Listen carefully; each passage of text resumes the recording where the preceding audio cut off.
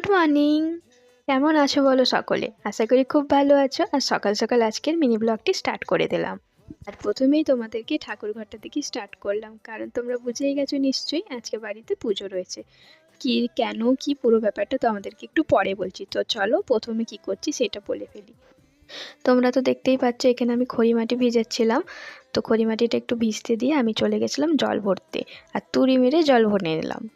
এদিকে আমার জল ভরা হয়ে গেছে, আর ওইদিকে আমার মায়ের স্নান হয়ে গেছে। মা স্নান টান করে পুজোর কাজে লেগে পড়েছে। আজকে বাবুন ঠাকুর বলেছিল একটু তাড়াতাড়ি আসবে, ওই 8টা সাড়ে 8টার দিকে। সেই জন্য মাকে বলেছিলাম তুমি তাড়াতাড়ি রেডি হয়ে পুজোর কাজে লেগে পড়ো। আর এদিকে দেখো আমার আলপনাটা ভিজে গিয়েছে, আর এদিকে আমি আলপনাগুলো দিয়ে দিচ্ছি। তা আমি একে একে করে প্রত্যেকটা চৌকাঠে আলপনা দেওয়া হয়ে গেছে, এবার বাইরেও দিয়ে দিয়েছিলাম। আর এদিকে আমার মায়ের পূজার জোগাড়ও হয়ে আসছে প্রায়। এবার চলো তোমাদেরকে পুরো ব্যাপারটা একটু খুলে বলি। তো আমাদের বাড়িতে প্রত্যেক পূর্ণিমাতে সত্যনারায়ণ পূজা হয়, কিন্তু এক বছর আমাদের ছোঁয়াচ চলাই, তো আমাদের পুজো বন্ধ ছিল। সেই জন্য ছোঁয়াচ কেটে গেছে, 1 বছর হয়ে গেছে। তো আমাদের পুজো আবার স্টার্ট করা হলো আজকে থেকে, মানে এই পূর্ণিমা থেকে। এটা যেহেতু বড় পূর্ণিমা ছিল সেই জন্য এই পূর্ণিমা থেকেই ধরা হলো, এবং প্রত্যেক পূর্ণিমায় এবার পুজো শুরু হবে, মানে পুজো করা হবে আর কি। আর এদিকে কথা বলতে বলতে দেখো আমাদের বাবুন ঠাকুরও চলে এসেছে, কিন্তু অনেকটাই লেট করে এসেছে। যেহেতু এইটা বড় পূর্ণিমা, সকলের বাড়িতেই পুজো টুজো হোম টোম রয়েছে, সেই জন্য অনেকটাই দেরি হয়ে গেছে।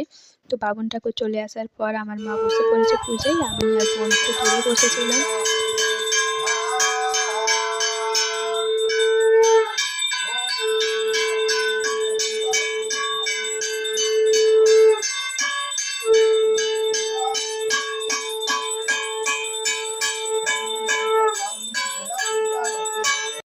এখানে তো দেখলেই যে আরতি হচ্ছিল ঠাকুরের, তারপর ওই প্রদীপটা মানে পঞ্চপ্রদীপ দিল তাপ নেওয়ার জন্য। এই ছোট ভাইটিও এসেছিল, সে ঝাঁঝ বাজাচ্ছিল।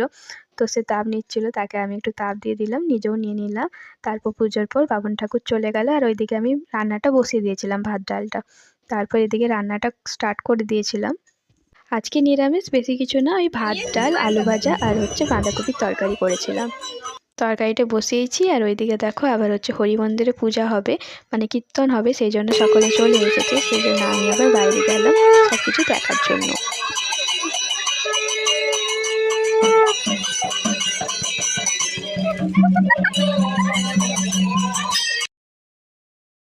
তোমরা তো দেখলে এখানে কীর্তনের পর হরিলুট দেওয়া হলো। তো এখানে সকলে বাচ্চা বড়রা সবাই বাতাসে ঘুরাচ্ছিল, আমরাও ঘুরাচ্ছিলাম। আর সাথে দেখো এনারাও এসেছিলেন, এরা দুজনও প্রচুর বাতাসে খাচ্ছিল। পুজোর পর চলে এলাম বাকি রান্নাটা করতে, বাকি রান্না এদিকে করছি। তো আজকের মিনি ব্লগটা এখানেই শেষ করলাম, দেখা হবে আবার পরে।